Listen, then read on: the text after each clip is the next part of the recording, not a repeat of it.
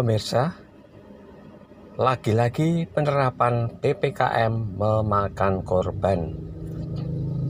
Tidak hanya dunia wisata, transportasi, dan kuliner, para peternak bebek di Sragen pun gulung tikar. Mereka adalah para peternak bebek di Dukuh Kajen, Desa Celep, Kedawung, Sragen. Mereka menangis karena harga daging bebek anjlok menyusul dampak PPKM pandemi COVID-19 yang membuat kuliner berbahan bebek tutup. Saat ini tinggal 5 peternak yang mencoba bertahan, itu pun dengan kondisi harus terus merugi hingga puluhan juta.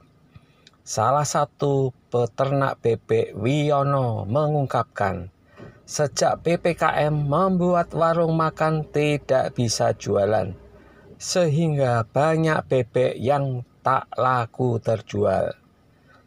Waktu normal, setiap hari mampu menjual 500 ekor bebek.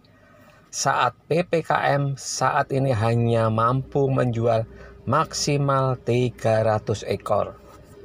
Karena pemilik rumah makan memang tak bisa menjual dagangan mereka.